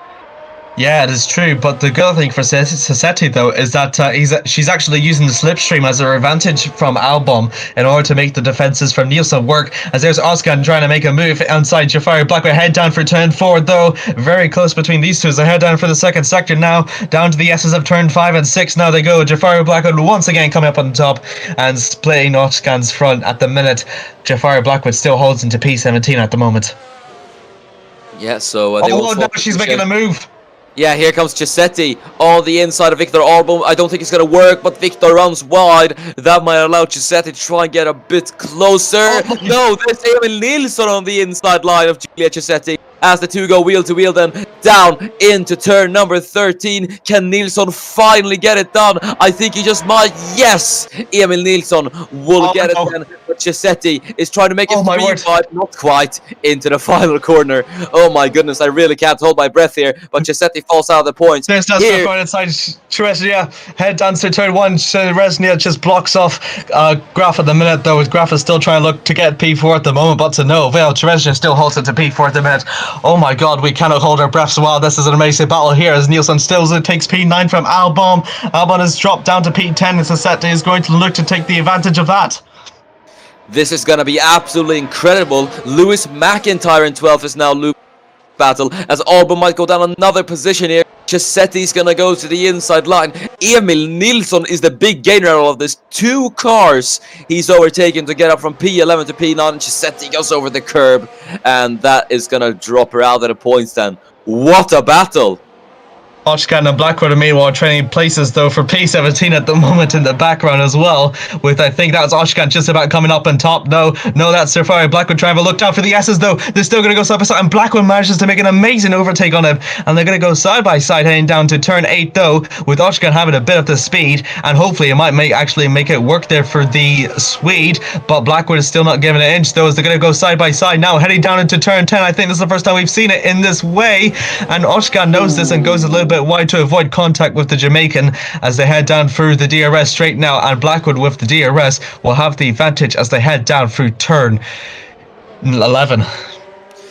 Yeah, good battle between the two. Özkan ran a bit wide there as we're now looking at Dennis Graf, who's going to try and retaliate. Mandic as well. Yeah, there in the background we just saw the two Renaults. Yeah, Mandic made it move. He's made it work. Mandic has actually overtaken Kulisec for P6. Yeah, he's holding off both Renaults at the moment, which is very, very impressive. As there's Graf then, who's going to go to the inside of Chereshny. The two are going to go wheel to wheel as they will be side by side. Graf jumps over the curb, and yeah, he's going to have to stay behind. Yeah, at the minute that's Oshkan trying to make a move. Sorry, Blackwood trying to make the move, but Oshkan still at the moment. But Oshkan still holds ahead of Blackwood that stands. Kulisec and Gamba, meanwhile, they're probably going to have their fight pretty soon. They're really, really close to each other. The fact they managed to avoid it for so long is quite admirable, to be honest. Mandic is just is quite the one that has managed to turn their attention towards, but Mandic is slowly pulling away from it at the minute. And in the background, you can see that Nilsson is still holding on to P9, with McIntyre officially now joining in the fight now, which is becoming a 4-car battle for P9. Yeah, this is absolutely incredible. That's what you love to see here at Bahrain, as Franco Gamba is chasing down Kulisec then, and Kulisec himself was chasing down Tomas Mandic. Now then, we look at Graf chasing down Kai Chereshny is going to have the DRS. There's Klaus though, onto Jesper Johansson. Klaus trying to stop Johansson from getting every single point possible to aid Dennis Graf here, but he isn't able to do anything at the moment. Kai Chereshny is going to go around the outside to defend from Dennis Graf, and he does so. Yeah, great defending there from Chereshny. I must say he's holding it to P4 for his life at the minute, but Graf with the superior machinery just can't seem to dispose of Chereshny so easily though. But I think Chereshny might be playing the long game and try to hold Graf as much as he can in order for Mandic to join in for this fight as well. Maybe make 2 racing points against 1 Red Bull. Yeah, it's going to be very interesting to see, as that's Gamba having a look on the side of Kulisec, but doesn't work for Franco, and he's lost major amount of time to Wojtek Kulisec up ahead. There's Asnishka, who's going to try to get past Josef Fredrik Schuto. Doesn't work for him either. Meanwhile, up at the front, go ahead. Yeah, I want to mention, Jamie, Jesper Johansson isn't actually gaining on Enes Parachki. No, he isn't actually. You're quite right, but that's because he's probably so distracted on Klaus at the meanwhile. He probably didn't expect Klaus to fight back so fiercely that he has to end up doing the defending, and that's going to allow for Parachki to climb on the gap. And because both of them are fighting for a title, they can't really use teammates, really, can they? No, not really, as Thank you. as Kulasek is now going to get a very, very good run on Tomas Mandic. This is definitely going to be a move down before the course. Kulasek, as he has the DRS heading down into turn number 1. Will he succeed with the move? Mandic, with that Mercedes power plant in the back of the Racing Point, is actually able to defend without DRS. Incredible from Tomas Mandic. Jesus, that was a really, really good defense as well. Would thought seemed to be certain at the minute for Manage to lose that position, and he's just managed to do a really, really good racing line to defend from Kulisic. Is quite good, but Kulisic is quite wary. That is Saznichka trying to make a move on Joseph Frederick Suto, but it is to no avail at the minute as Suto still holds on to P15 from Saznichka. Really good defense from both Williams drivers, I must say. Yeah, Williams are having quite a good race at the moment. It has to be said, as Asnishkai on the inside of Shuto doesn't work for Laban, and he will stay behind then, as we're now looking at Wojtek Kulisek again. Oh no, that's DRS. Don't think. Sorry, Kulisic did not use the DRS despite being close to Mandic. I think Mandic might have actually pulled enough by now. I heard that where he had a bit of a DRS problem, but that's allowed for Gamba to catch up to Kulisic at the meanwhile, and it's going to be as pretty much going to be inevitable between a fight between these two Renaults as they're really, really close enough, heading down for turn 14 and 15. Yeah, this is gonna be one hell of a fight to observe, as bit of a status again on Johansson and Parashki. Jesper was actually lapping faster on that previous lap, as there is Dennis Groff then back to the inside of Kai Chereshnia. The two go wheel to wheel. Chereshnia, though, isn't having any of it. He defends on the outside line. Very, very mature driving from the man from Poland right now. Absolutely, this is probably one of Chereshnia's best drives at the minute. Head downs for turn 4 they go though. Chereshnia once again blocks off from Graf. Graf just needs to make sure he has enough speed in order to stay in the fight though, which it kind of doesn't do at the minute as they head for the S's. And meanwhile, Mandic is still holding off from Kulisic at the minute. They're going to go for the S's once again. Mandic will hold off Kulisic at the minute, and that will allow for Gamba to once again climb up at the minute as he tries to. Kulisic tries to look down through the outside of Mandic to no avail, and also Gamba also looks down of the outside of Kulisic at the minute. Still very fierce fight racing between these two. Yeah, this is gonna get very, very interesting, to say the least. Well, it already is, but you get what I mean. As Kulisic now with the DRS, is he gonna go to the inside? Yes, he does, into turn 11, but that's only lost him time. He's got a very poor run as a result. Here comes Franco Gamba then on the inside through turn number 12, as the two Renaults will go wheel to wheel, then down into turn number 13. Gamba is going to go side by side with his teammate heading through the back straight. Then here at Bahrain, there's Klaus to the inside of Johansson. Nothing happens there as Gamba is on the inside. Kulasek does defend on the outside line. Good fighting between these two. The problem is Nielsen is actually catching up though. That is Graf trying to make the move on Chereshnia, and he was ahead momentarily for just a fraction of a second before Chereshnia once again cuts Graf off at the minute. But that lead from Chereshnia and that defending capabilities he has from Graf is only getting slimmer and slimmer the more he defends. And meanwhile, that was McIntyre trying to make a move on Julie Tassetti, who's still holding on to P11 at the moment, but she's actually faltering a little bit behind Albom, and I don't think she'll have the DRS heading to the next lap though. That's Saznichka trying to make a move. Joseph Frederick Suto, and Suto manages to defend from Laban. She still holds into P15 for Joseph. Yeah, this is going to be very, very interesting. Laban then with the DRS into turn 4, just about gets the overlap, but the two are going to be wheel to wheel. Oh no! That's Chereshnia. What happened? He's gone down to 5th. Has there been contact between the two? We're going to see what happened here. Then down to turn number 10. Was it a mistake from the Polish driver? It might have been, because it was in turn 10, the Lucrious turn 10 that the Mercedes drivers have. It is. It really is. It's the same one that Enes Parachki's had a couple of races ago, and now that's allowed for Mandic to go ahead and join the fight though, but Chereshnia, without any of the momentum, is probably going to lose 3 positions here in the matter of a few quarters now. Is it going to do so? I think it might, as he goes a bit wide and tries to attack Kulisic, but that's quite good news for Graf though, because he doesn't have to attack ahead of Chereshnia anymore. But a really good a really good defense strategy from Chereznia. Oh, goes into the no! win. That is That's Nilsson. Nilsson. Nilsson's out. And I think that's a mistake from him and Nilsson. I think he's gone deep into the corner and he is out of the Sakhir Grand Prix as well. What is going on? Could it be a bit of a tire control or a bit of a tire failure? It is a lockout from the rear, and he's unfortunately end up in the gravel trap, but it won't happen. But that means Giulio Cisetti is back in the points, ladies and gentlemen. This race is taking a very, very interesting turn. Now that I think we're on lap 24 or 23, I think what's on, Jamie, is that I think tire wear is starting to hit for some of these guys, and obviously components. Yeah, so it's all right. Sorry, Chereznia tries to look down for the inside of Kulisic to no avail, but just as soon as I say that Cisetti's at the point, McIntyre uses the DRS and overtakes Cisetti. McIntyre into P10. Yeah, good stuff there from Lewis, who is just clawing his way through the field to get himself back into the points. There's Chereznia then side by side with Kulisic, but he jumps over the curb.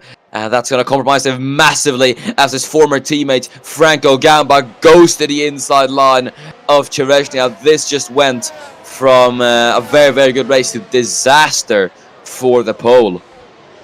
Yeah, it really has now. I think all the momentum from him and the adrenaline he's had from defending P4 from Dennis Graf is now kind of all gone to waste. Now he kind of needs to get back to his surroundings, as he's already down at P7 at the minute, and he could be in the risk of losing that position as well, because Gamba is on such an offense right now that it's almost quite inevitable that Chereznia will lose that position to him eventually. And Albon, meanwhile, may I say, 1.2 seconds, he's not quite hopeless, and still on the offense as it stands, could also make another charge for him. Yeah, Victor Albom doing very, very well. And also, I do have a question. Mercedes will wrap up the Constructors' title if things finish like this, correct? I believe so. 44 points, right? And Graf is fourth and third. I think they will finish in the points, I believe, or finish. Oh, look at this, Jamie. Yeah. I'm sorry, I'm going to interrupt you there, but Cisetti was actually trying to make the move on Lewis McIntyre as he's there side by side with the Brit. We're going to look at Gamba versus Chereznia, though, as Gamba goes to the inside line of Chereznia. The two are going to be side by side then, but Gamba can't quite do it. Chereznia will be in 7th. There's Klaus chasing down Jesper Johansson, who now has a 5-second gap to end this Parachki. I didn't really think I'd be saying this right now, but yeah, Alfred Klaus looks to be the faster man on track at the moment between the two.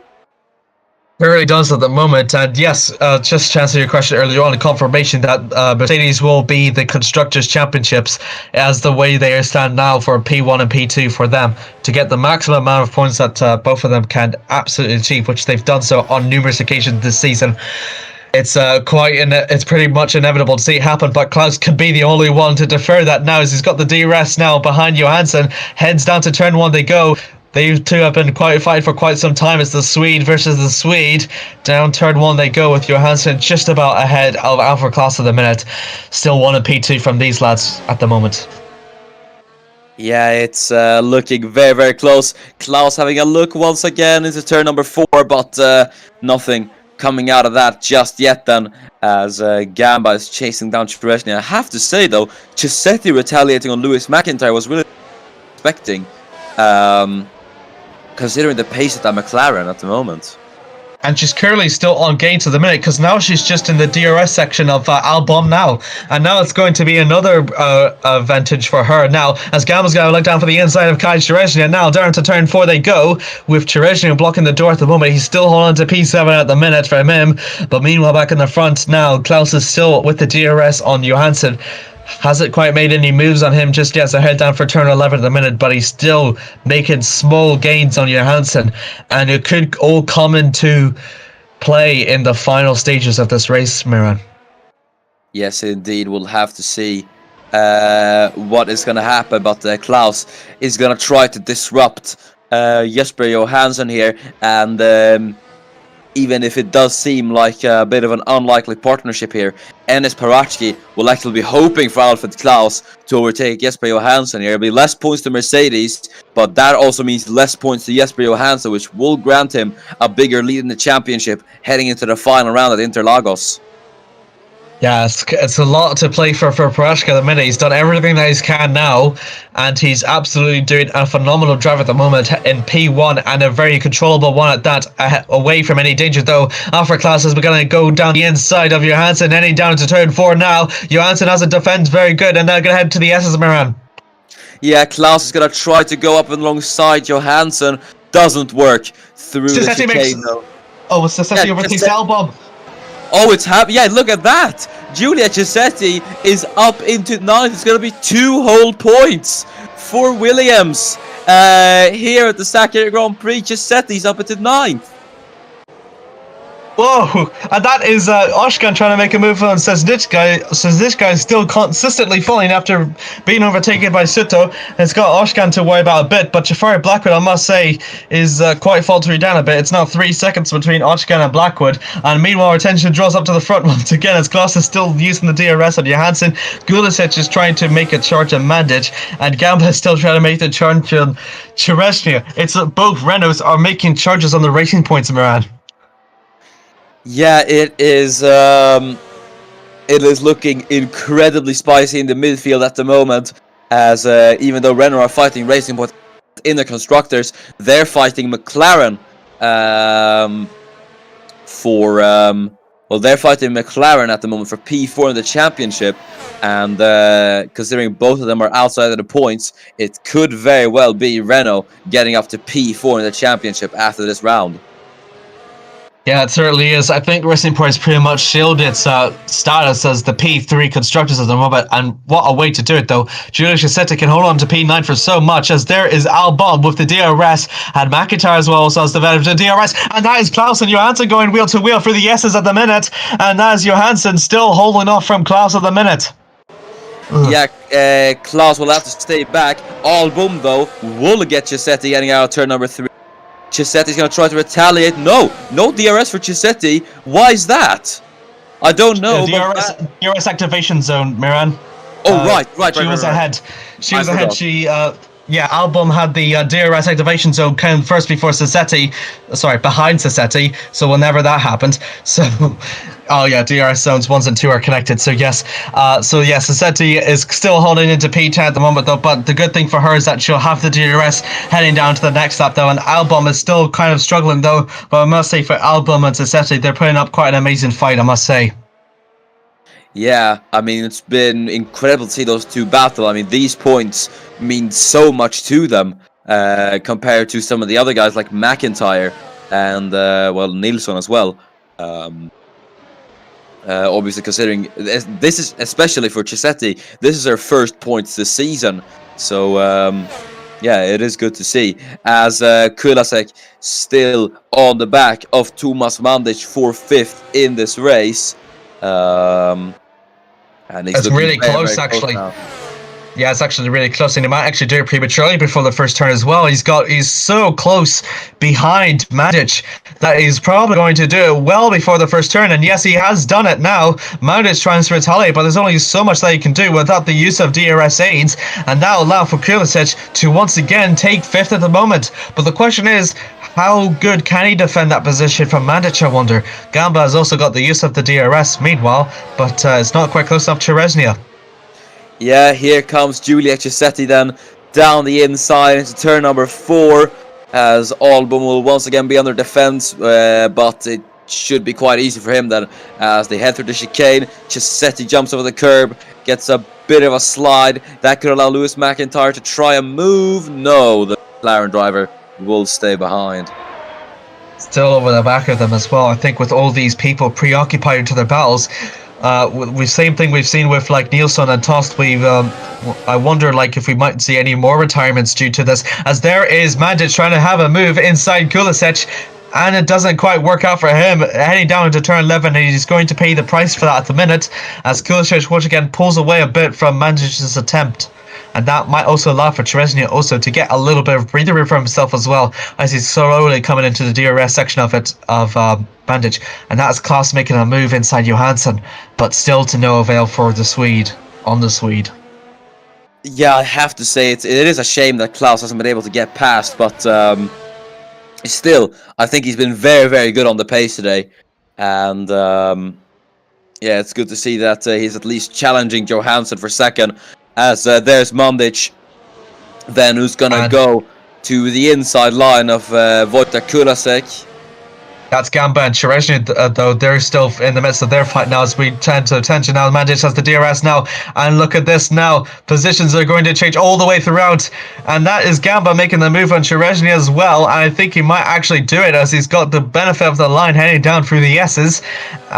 Less of Chereznia has got the bit of more speed, which I believe he might do, and Chereznia once again holds it off. No, he doesn't. Heads down to turn 8 they go. Yeah, it's going to be Gamba then on the outside, heading down to turn number 10, as it's going to be the two side by side. Can Gamba get it done as he's on the outside? Uses all the available track to a bit too much, actually, as he's gone on the gravel there, and that's going to allow Chereznia, especially with the DRS, to fly past the Italian, and he will defend 7th. What a battle! Yeah, really, really great battles between these two, I must say. And the laps are very slowly ticking down, I must say. And there's only so much that these battles can do. These positions will eventually have to stand at one point, and it's going to be whoever crosses the line first. But really good battle, must say, all the way throughout the entire field as Oczkan and Sisniczkai going wheel to wheel, heading down through turn 12, and it's going to be turn 13, which Sisniczkai will have a bit of the advantage, as Oczkan will be forced run wide by the Ferrari driver at the minute. But these two Italian constructor drivers are not giving each other any breather room whatsoever, heading down through turn 14 and 15 they go, with Oczka once again going a bit wide, only so much he could do. That's McIntyre trying to make a move inside of Giulio Cisetti. Doesn't quite work out for him at the moment. Cisetti holds on to P10, and Oczkan still holds on to Sisniczkai. Yeah, great battles all around then, as we only have 2 laps to go. Desperation is going to creep in for the likes of Lewis McIntyre, who will at least want to secure 1 point for McLaren here at Bahrain. Yeah, absolutely. It's Cisetti as well. Meanwhile, that is Klaus. Meanwhile, making the move on Johansson now, heading down to turn 13 they go, and that will allow for Johansson to go a bit wide. This is Klaus's best chance ever of getting P2 away from Johansson at the minute, and they're going wheel to wheel now, heading through turn 14 and 15 now. It's going to depend on which line is going to be best for them and the speed they carry now. Johansson's going to run a bit wide from that exit there, and Klaus will have the DRS as well. And that's going to be important for Alfred Klaus, because now he's going to be able to sail down the start-finish straight, and I think he's got it. Yes, he does. Alfred Klaus will take second away from Jesper Johansson. Great stuff from the Red Bull driver, as let's see how he did it. It's an absolutely pure technician we've had there. That is Johansson with a bit of sorry, my apologies. Klaus with the DRS. He's got the... No. Johansson made a mistake into turn 11. Yeah, he did. He actually did. He did a bit of a lock-up, and it was probably just from defending behind Klaus for so long. We've seen this before with Spain, and we've seen it before at Bahrain, that whenever he seems to be defending for such a prolonged amount of time, that he makes a mistake. In this case, it's one of them for Johansson. So Klaus, with the advantage, gets himself up into P2 at the expense of Johansson's driving skill, I suppose. And this is going to be very, very interesting. Then the championship lead goes up to 5 points for Enes Parachki now. And yeah, Enes will be quite happy about that. Yeah, absolutely. As we've said it before, and we say it again, every single point matters here in this championship battle here at ACOC, and between Johansson and Parachki, this is absolutely one of these examples here. Johansson with a bit of the DRS now, but there's only so much that he can do on Klaus now, because Klaus is now, after attacking so much now, he's definitely going to be on the defense now, and he's only got 1.5 bit of a laps to go. That's Suto trying to make a move on Daniel Valle. What would be a good one for that one? P10 to P13 for Williams. I must say, Williams has done absolutely amazing so far. Parashka, I think, will head out for the final corner now, and this is going to be the last lap now. And it's all or nothing now for Johansson now to make his move on Klaus now, and to get a Mercedes 1-2, but more importantly, to keep his chance on the battle. As he's gonna have the DRS then heading down into turn number 1. Is it gonna be for Jesper Johansson? He goes to the inside. Bit of a later move than I think Klaus would have anticipated, but he's gonna keep it ahead. Heading out of turn number 2 and 3. Johansson with the DRS once again, then down into turn number 4. They will be side by side. I think he might have gotten into turn 4. Yes! It's gonna be Johansson. He's the inside line. He's gotten it. Johansson is back up into P2 on the final lap of the race. That might have been one of the most important overtakes and of his career. Chisetti, she goes up into 9th. Once again, Williams will score 2 points here at Sakhir, and that was probably one of Chisetti's most important overtakes in her career. Yeah, she's got a bit to hold on to that lead at the moment, though. But at the way it stands, Klaus is fading behind Johansson. So yes, it is sorted. We're getting a Mercedes 1-2 in the Bahrain in here today. But Johansson, meanwhile, this overtakes means so much to him now, as now the lead that he's going to lose to Parashki is now much more minimal. It's only just a 3 points difference, but every single point definitely matters here in the LCOC Championship battle here. But Parashki's meanwhile has done everything that he's needed to do as he goes ahead and crosses the line first to win the Sakhir Grand Prix. What a drive from Enis Parashki. He will win the Sakhir Grand Prix. He really is the king of the desert here as he wins both times at the Bahrain International Circuit. Jesper Johansson, a brilliant recovery drive to come home in second as the championship will go down 2 points to Interlagos. Wow, that is simply impressive. Dennis Groff will be P4, not the podium for him today, but he is still mathematically in it, as that Summit Özkan is off. We'll see what's going to happen. Either way, he'll be classified, but in P9, scoring her first points this season for Williams, Giulia Chisetti will be 9th. Great drive from the Italian, but let's see what happened to Summit Özkan. Yeah, it happened on the final lap. Definitely unsure. He's trying to defend from Levinson. This guy, what if it's the same problem that it's had with Nielsen, I wonder? Or maybe it's the same one with Johansson, except he's gone off. Oh, yeah. Oh, yeah, and the spin hits him. Locked the brakes, and he tried to overcorrect it a bit too much and just went off. Disappointing day for McLaren and Ferrari. Then both the teams will come home empty-handed, but it is a great day for Renault and Racing Point. And especially for Mercedes, who are now 2-time Constructors Champions here in Sakhir, as that is it for the Sakhir Grand Prix. Johansson will get the fastest lap point. So I was actually mistaken. It's not 2 points. It is 1 point. 1 point, ladies and gentlemen. Oh, it's going to be tight heading into Interlagos. Absolutely. It cannot get any smaller than that. We were talking about numbers. 1,000ths was what split between Parashki and Johansson at the start of the grid, and now it's 1 point between them at the end of the race now, and now it all comes down heading to Interlagos. Indeed, as we'll now go through the race results, then Enis Parashki will win here at Sakhir to take the championship lead, his 7th win this season. Simply incredible from Enis Parashki and Jesper Johansson, who was down in P7 due to his crash with Tost, got himself back up into his qualifying position as second. Fantastic race from Jesper Johansson, as Alfred Klaus will finish 3rd ahead of Dennis Groff then in P4. Thomas Mandic will be best of the rest in P5.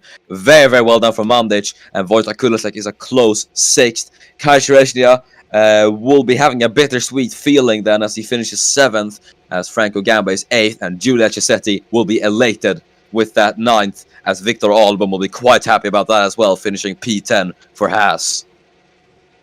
Lewis McIntyre is the only McLaren that crosses the line to leave McLaren empty-handed. He's in 11th, and falling behind him, Luca Farina quite good recovery for him. 12th is all he can manage.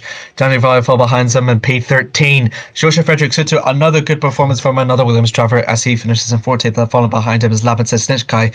Bit of damage hindered his driving hopes and fell behind him and Jafar Blackwood as the sole finish runners. Samuel Oskan DNF'd on the final lap, so he'll be classified in 17th. And the retirees are Emmy Nilsson and Fernando Tost and Emily Kazinchia. And that concludes the Sakhir Grand Prix.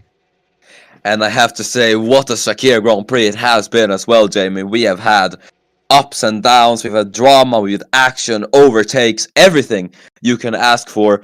Bahrain always does deliver when it comes to racing.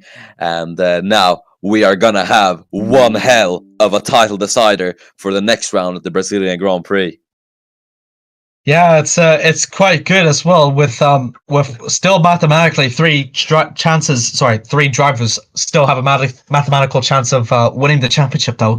It really is mostly just about the two between Parachki and Johansson, who I'll be honest, I really didn't expect Enes Parachki to manage to make such a great improvement in the second half of the season now, and now he currently heads into the season finale in Interlagos as the one with the most amount of wins of any other driver this season with 7. Only one comes close to behind him is Jesper Johansson with 6.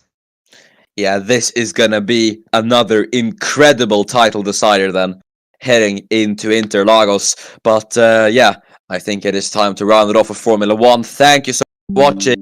As we said, next round of Formula 1, the final round of the 2020 season, as the championship will be decided between Jesper Johansson, who could seal his 3rd world championship, or Enes Parachki, who could take his first at Sao Paulo.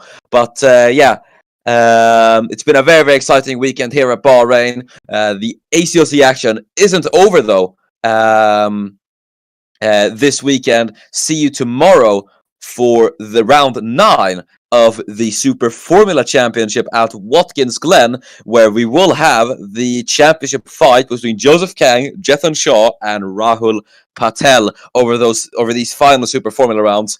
But yeah, until then, I have been Miran. We forgot driver of the day. Right! Thank you for reminding me. I completely forgot. But well, who can I give it to but Giulia Cisetti? That is an absolutely fantastic performance. You may argue it might have been from start crash, but when it comes to races that are chaotic, the best driver is always the one that keeps themselves out of danger. And Cisetti managed that absolutely fantastically, battling with many different drivers, and she took a brilliant P9 to take her first points this season with Williams. So I think she thoroughly deserves this today. Congratulations, and she'll get my driver of the day. Yeah, she's really done really well, I must say. Especially equipment such as Williams, we've seen them struggle so much, and for her to flourish her talents and to come up in P9 ahead of lots and lots of capable drivers that could have taken P9 and P10 easily. It shows that her defending skills are second bar none, and she will be absolutely amazed by that result. There's so many to give it to be honest. I could give it to Resny until that spin that he had, unfortunately, and I could also give it to Victor Albon because he's also scored in Haas as well. Really, really great performance for him. But as you said, whenever one comes ahead away from danger and they do really, really well, I think Enes Parachki is probably getting my driver of the day. I know it sounds boring, but the fact that he's now leading the championship now and that he didn't let it get to the best of him or make any mistakes as he's did in the previous race, it's really an incredible performance of him. And to absolutely leave everyone in the dust, second bar none, he gets my driver of the day, Miran. Yeah, he has done absolutely fantastic. So I would agree on that too. But yeah, it is difficult to give it out in a race like this. Either way, that's been it for Formula 1. Thanks so much for watching, and we will see you when the Aces returns for Super Formula at Watkins Glen tomorrow. Thank you,